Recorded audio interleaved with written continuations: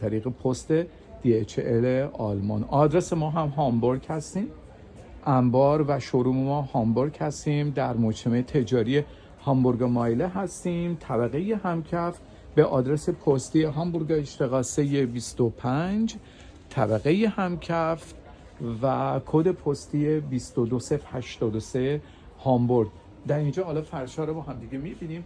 این فرش یک فرش زمینه بژ هستش با حاشیه در واقع سیلور هستش، 1200 شده. فرش بعدی هم همون نقشه هستش ولی به جای زمینه بژی که در کف کار شده بود اینجا زمینه سیلور کار شده، ولی به جاش حاشیه‌اش نقش برجسته هستش، از گل‌های بوتجقه کار شده. یک کار تقریبا نسبتا مینیمال هستش و در 2 تونالیته رنگ بندی، کمی چرکتاب هستش. گروه بعدی جز گروه فرشایی هستش که در واقع کمی رنگ‌های طلایی و سیلور توش به کار رفته با کف در واقع طلایی که مناسب مبلمان‌های استیل یا مبلمان‌های کلاسیک هستش. فرش بعدی مجدد 1200 شانه هستش. افشان این نقشه که از این بند خطایی‌های داخلش به طور منظم کار شده، کاملا ظریف هستش و حاشیه کار همینجور که مشاهده می‌فرمایید کرم هست. زمینه کار در واقع بژ هستش و یک کار 1200 شونه فوق‌العاده نرم هستش. نقشه بعدی 1500 شونه است که از یک گرادیان رنگی طیف رنگی روشن به سمت کناره ها که میاد به رنگ طلایی و رنگ تیره ختم میشه. این فرش حاشیه نداره، همونجوری که در واقع مشاهده می‌فرمایید بعد از ساده بافت بلافاصله نقشه کار شروع شده. این مناسب خونه هاییه که در واقع فضای کوچکتری دارن و با فرشای بدون حاشیه باعث میشه که این خونه رو بزرگتر نشون بده. رنگ بندی داره این کار و این در یک زمینه خاکستری بود. فرش بعدی فرش مجددا همون بند در واقع افشان بند اسلیمی هستش و زمینه کار کرم هستش با این تفاوت و حاشیه سیلور. کار بعدی یک کار در واقع مدرن هستش که کار افشانه ولی مدرن شده، همونجور که مشاهده می‌فرمایید یک لایه‌های از وینتج گلد و یا بگیم خاکستری روی فرش رو گرفته. کار بعدی هم دقیقاً همونه، 1500 چونه است، اونم افشان وینتج شده است. این برای کاری که کار مدرن دوست دارن، مبلمانشون کمی مدرن تر هست، از این سبک کار استفاده میشه. کار بعدی در واقع زمینه سیلور هستش با گلای طلایی سیلور مجدد و گلای محوش گلای کرم روشن داخلش یا سفید رنگ کار شده داخل کار و یک حاشیه در واقع خاکستری که باعث شده کار رو قاب شده در واقع نشده. این کارم در واقع مناسب مبلمان استیل و کلاسیک هستش.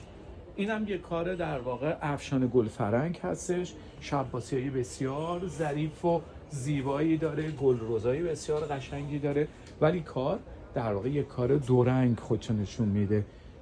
این هم زمینه سیلور کرم بژ و در واقع با یک حاشیه بسیار زیبا گلای ظریف 1200 شونه کار شده. کار بعدی هم 1200 شانه هستش، مجدد همون نقشه قبلی هستش که در 3 تا فرش قبلی به شما نشون دادیم. بند خطایی هستش ولی حاشیه‌اش یک گرادیان آبی سیلور داره که کار رو به صورت قاب شده داره نشون میده به سمت داخل.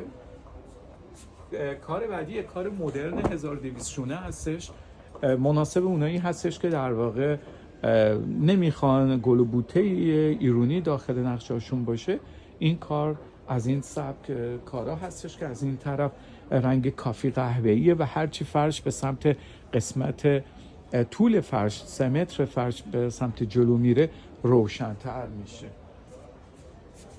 کار بعدی مجدد 1200 شونه هستش که یک نقشه قابی هستش و از یک ردیف بوتجقه تو این لچک گردونش استفاده شده و بوم فرش باز گلای خطایی توش به کار رفته و در واقع متن گل کارم یک گل روزهای در واقع مثل که یک گردش دوم گل فرنگ داره.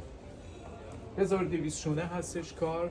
رنگای قالبش کرم، بژ و سیلور روشن هستش.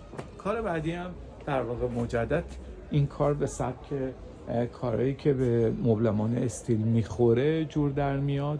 سبک کارها از رنگ سیلور، بژ، طلایی و کرم روشن استفاده شده. 1200 است.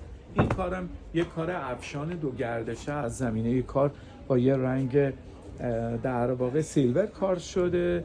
حاشیه‌ام گلش عباسی طلایی توش دور گشته و رنگ اصطلاحاً رنگ فولادی این نام داره.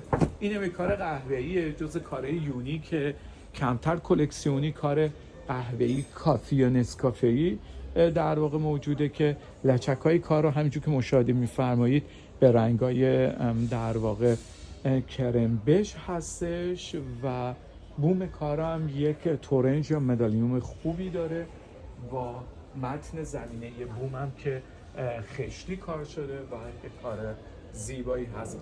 دوستان عزیز، این کار توی رنگبندی‌های دیگه‌ای هم امکان پذیر هست. اگر که هر کدوم از کارها را علاوه رنگبندی بر فرض مثال مثل این فرش 1200 که الان داریم بهتون نشون میدیم، میگید اون سبک رو توی فرش چیز میخوایم، توی این 1200 با کمال میل برای ما امکان پذیره. برای شما در واقع طراحی و تولید میکنیم، نمونه کار رو براتون میفرستیم. اوکی بود، میتونید ثبت سفارش رو انجام بدید. کار بعدی یک 1200 هستش که از تونالیته رنگ نیلی و رنگ‌های اطلسی صورتی استفاده شده.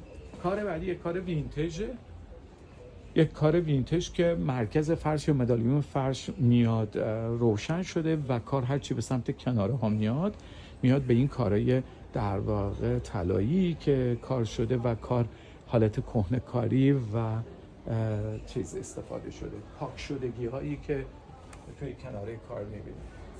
کار بعدی 1200 است، لچک تورنجان مدرن هستش. کار بعدی یک کار نقشه خشتی قابی هستش با زمینه سیلور و گلای کرم.